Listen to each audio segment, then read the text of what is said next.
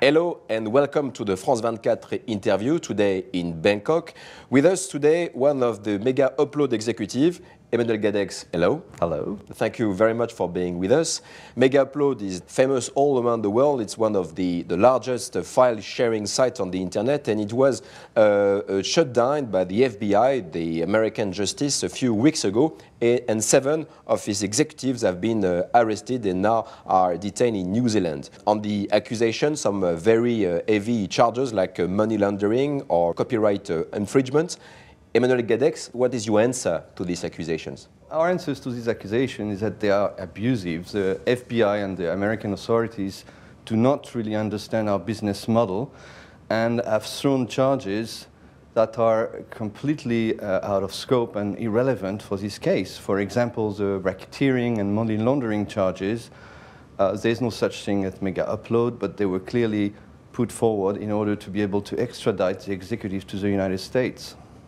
And precisely, 7 of the founders of Megaupload, including the famous, very mediatic Kim.com, are detained in New Zealand and pending extradition to the United States. Does it mean for you the end of the adventure of Megaupload?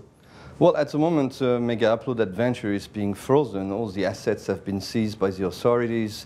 All the monies, accounts have been frozen. All the executives are under custody.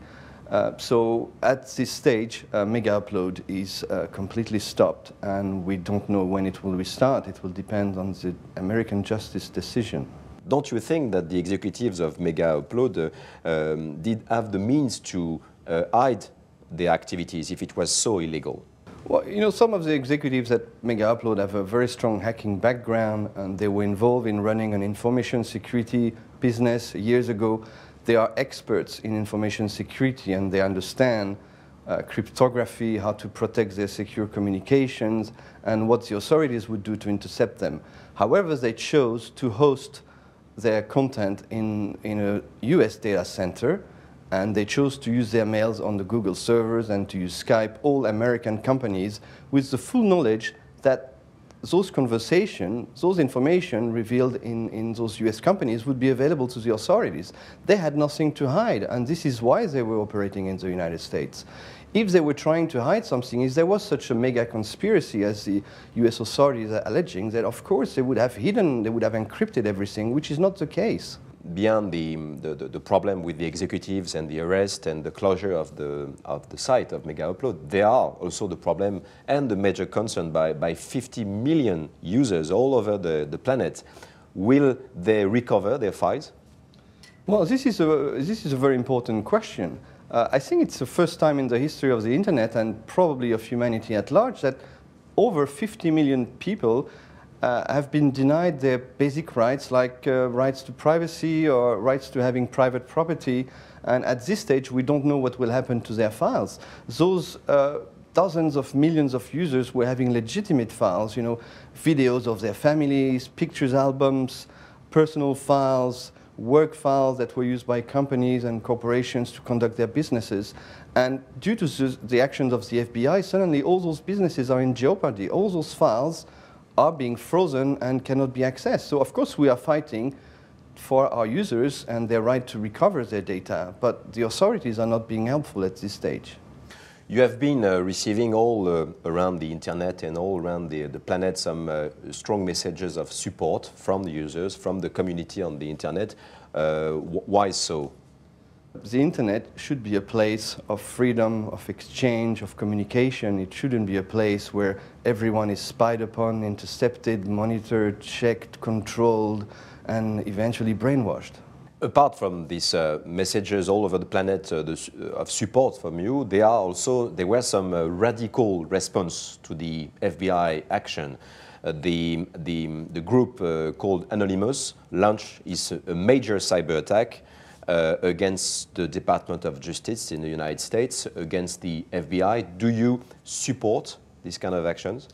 We do not condone the illegal hacking of sites like what Anonymous has done. However, we understand the motivation behind the action. They want to raise the public awareness and let people know that something wrong is happening, and this is why they are creating those highly visible denial of service attacks. They are not very serious attacks in the sense that the website quickly recovers after a few hours. However, they are very visible, and in this sense they raise the awareness. People start to understand that maybe something is wrong. You know, Anonymous is some sort of social critic, definitely anti-establishment, and I think it's important to have someone fulfilling that role at the moment. On the messages we can widely find spread over the internet, it's not too difficult to find that many people are targeting a conspiracy, a general conspiracy against Megaupload. What do you think about this? Well, I understand that people want to see some conspiracy in the government action. I mean, if you look at the timing, in December we launched a mega song, we sue Universal, we have the backing of very serious artists. We are about to launch our website called Megabox, which is basically a platform for creators and artists to publish their content, to reach their fans directly, and to sell their products directly on the internet. So the business model was very simple. We were about to give back 90% of the earnings to the artists that were using the site, and we believe that business model was threatening the existing players in that field, and in that sense it could have triggered the action of the FBI, or at least encourage them. Do you foresee that this issue is going to be addressed during maybe the public debate or the trial in the coming month in the United States? Well, I think it will be addressed at the trial. I think it's important that people realize that there are some pressure from some interest groups in the United States, and they try to influence the legislative process, and in that sense they are hijacking democracy. And I think it's important that people are aware of that. Don't you think that there is an image problem?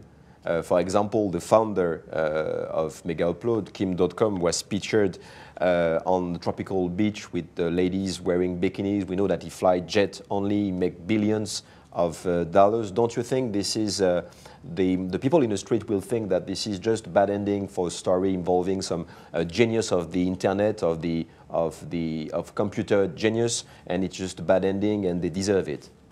Well, maybe that's what some of the public will think, but it looks like a public lynching in that case, and I don't think justice should be rendered on the basis on sitting on a beach with a nice woman or driving a nice car. I think it's pretty irrelevant to that case, and the fact that the authorities are putting forward all those details show that their case is really weak, and they just want to influence people into thinking Megaupload is run by bad guys, which is not the case at all.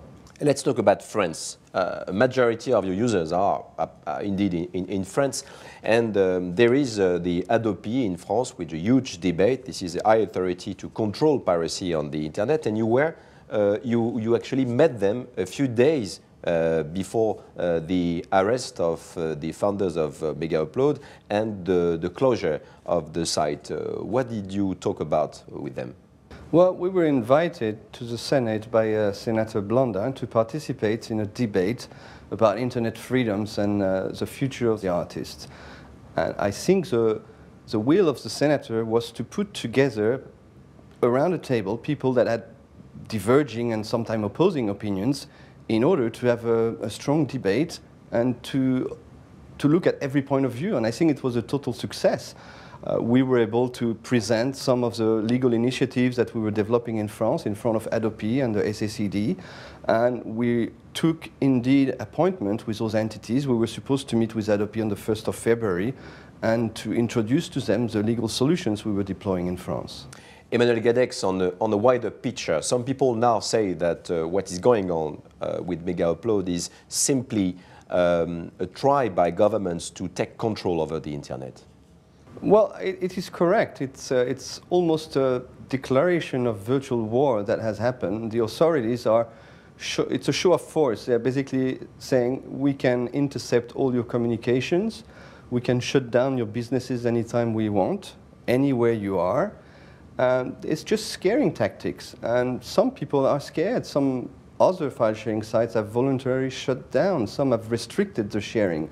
So it's like suddenly there's a big chill over the internet, and it's almost like a dictatorship. It's almost like fascism is making its way on the net, and this is really worrying because this is a place that is historically created in freedom, freedom of speech, freedom of sharing, freedom of being able to not be intercepted, not be checked everywhere. And this world is changing, and obviously the authorities are making a big push for it. You have been living and working with the internet over the last 20, 25 years yourself. You are a major actor on the internet. Will you think you will leave this time? You will see what's going on now? I didn't expect the internet to turn into the nightmare that George Orwell envisaged in 1984. And honestly, I find that very worrying. I think the future generations will not have the same access to information and freedom as we did in the early days of the internet. However, I believe that there will be a protest movement. It's actually starting already, and the people will refuse this dictatorship over the internet freedoms. You think we can say that internet is victim of its own success in a way? Well, yeah, in a sense, the internet is victim of its own success. We have seen in the Arab Springs revolution that the internet took a very large role into enabling those movements, and that governments tried to shut it down, sometimes turning off the internet completely. However, those repressive measures are short-sighted. The internet is here to stay, and victim of its own success, yes. However, it will still be an enabler of freedom and sharing in the future. I believe that, even though the authorities are going to try to control it. Emmanuel Gadex, thank you very much. This is the end of the France 24 interview today in Bangkok. Thank you for watching. Goodbye.